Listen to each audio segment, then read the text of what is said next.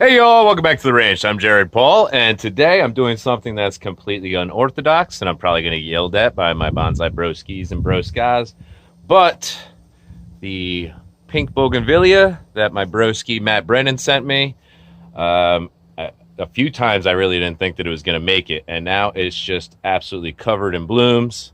So typically, when you're trying to grow a bonsai, if it's fruits or blooms, you prune those off so the energy goes back to the tree and growing the thickness of the trunk rather than to supporting the flowers. But how often when you're new to bonsai do your young bonsais have flowers or fruit? So I just leave them. So that's faux pas number one. Faux pas number two, it is beginning middle of August in Connecticut, so we have a few more weeks of really hot weather. So typically you wouldn't do a repot right now, but this Bougainvillea, it dries out 3 times as fast as any of my other trees that are outside right now, and I'm afraid to lose it. It probably dries out quickly because it's sucking up the water to support the flowers. But I think that without doing any root pruning, I could slip it into a larger pot that it could live in for the next couple of years. I believe what Matt sent me was either a cutting or a young seedling, something like that. So the roots shouldn't be crazy. I don't have to prune them. I wouldn't prune them this time of year anyways. And I don't think I'll disrupt anything by getting it into a larger pot. So I'll be showing you that in a little bit. And also I have a urban dory tree that I've been growing here in my garden that I haven't pulled up yet, but it's going to get its first pruning too. So that's what's coming up on today's episode of Jarhead Bonsai.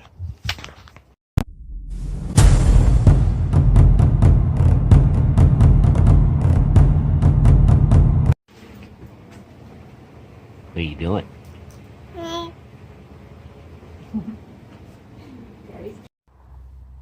All right, so starting with the star of the show. It's not you, Carl. Yeah, oh, wow, the roots did grow out the bottom. Look at that. Look at this thing. Look at those amazing flowers. Holy cow. I want to say Matt sent them to me late spring, early winter.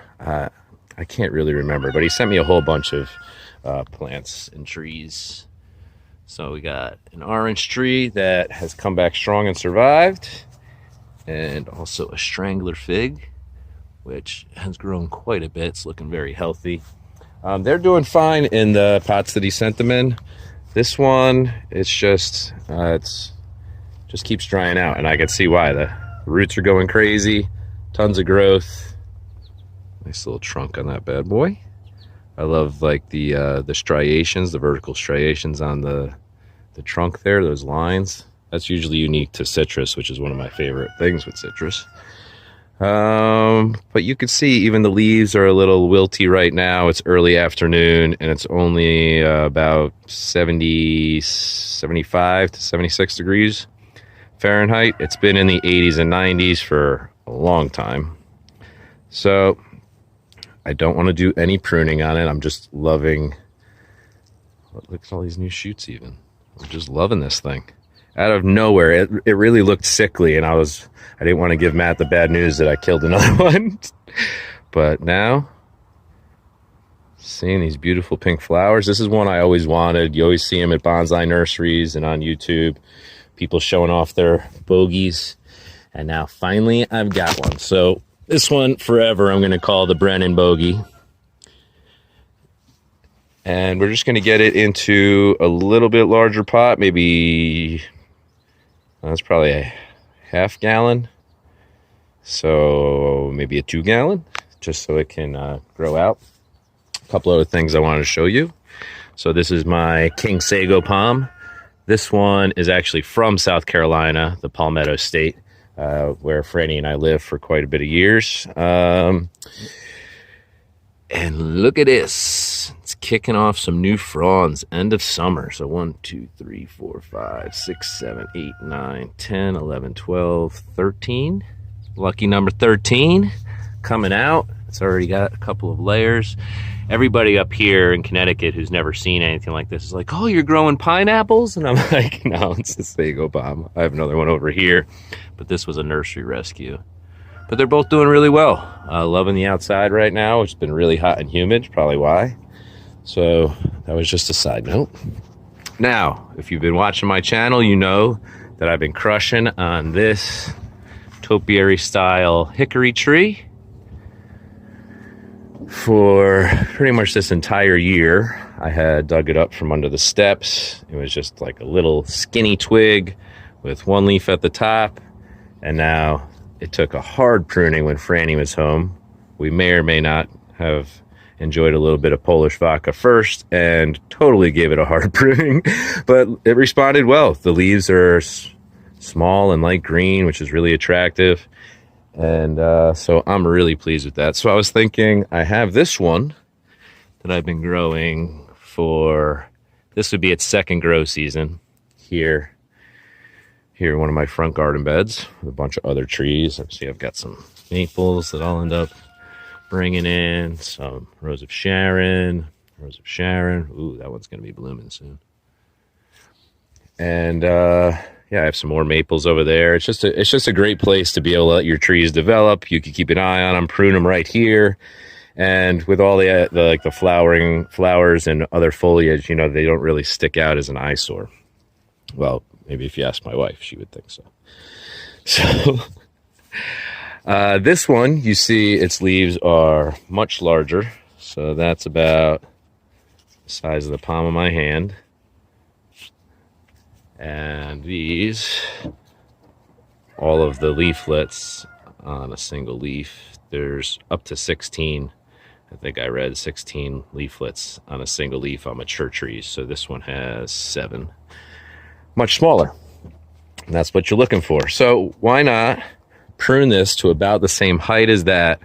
And then if this is in the ground and that's in a pot, then this one could probably catch up in thickness, and then maybe in the spring of 2024, I will have them evened out and probably dig this one up and make matching topiaries. Maybe sooner, but on the safe side, that's probably a good guess.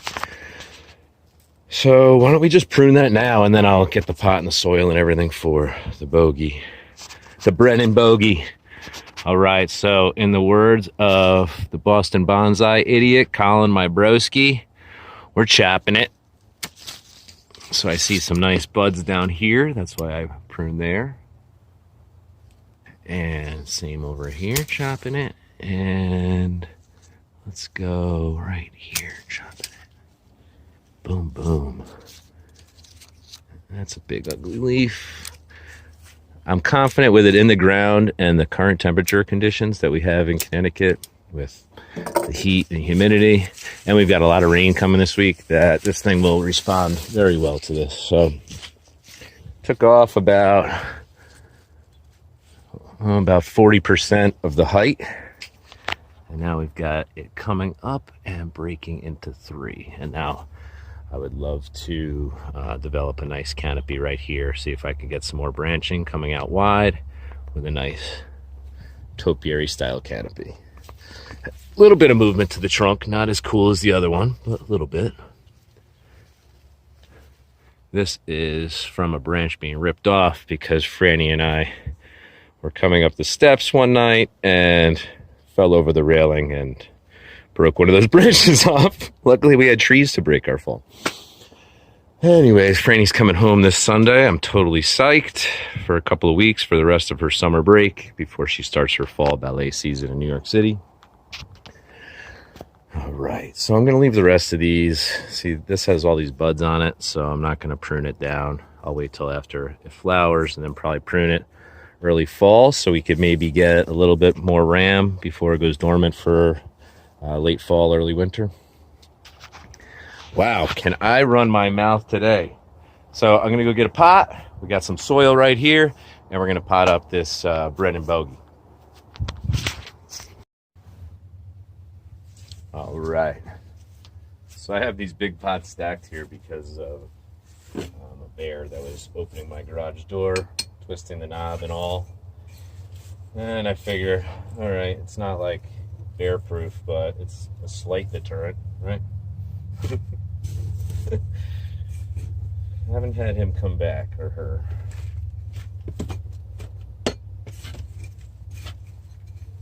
So there is some nice potting soil, nice and light. It's got a lot of perlite in it.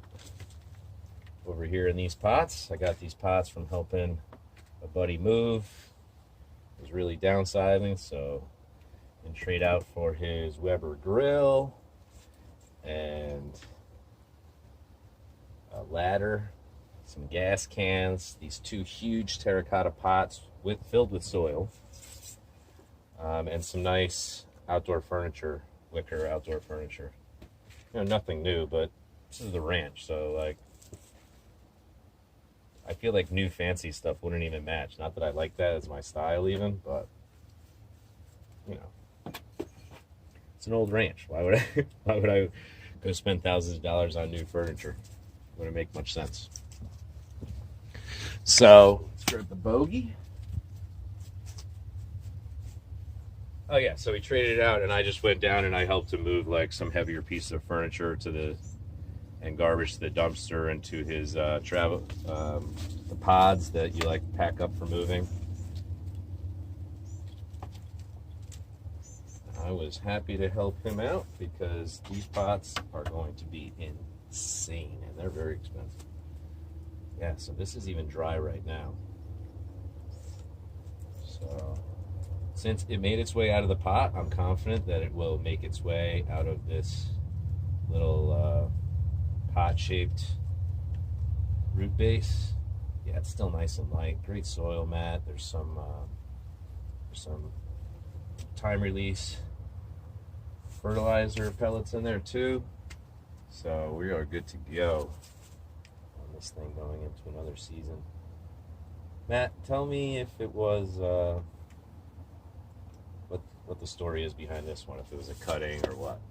It's just freaking awesome. It's just getting a nice natural canopy. I mean, I even like the length of it. It's kind of balanced on both sides. That's not bothering me at all. A couple of dead leaves here, closer to the trunk, which is normal. Yeah, so we're gonna fill this in. We're gonna water it in.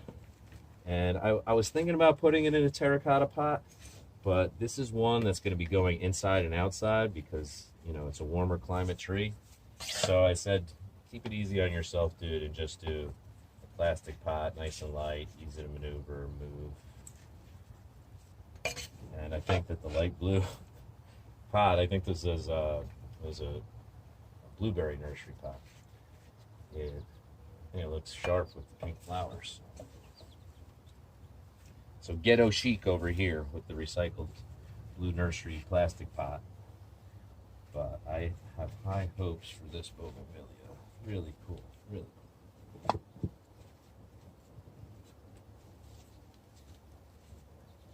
I actually haven't watered the bonsais yet today, so I'll probably just turn the hose on, start with this one, and then make my way around the deck. Oh, chipmunks fighting. I love chipmunks. They are adorable. I much prefer dozens of chipmunks to one bear.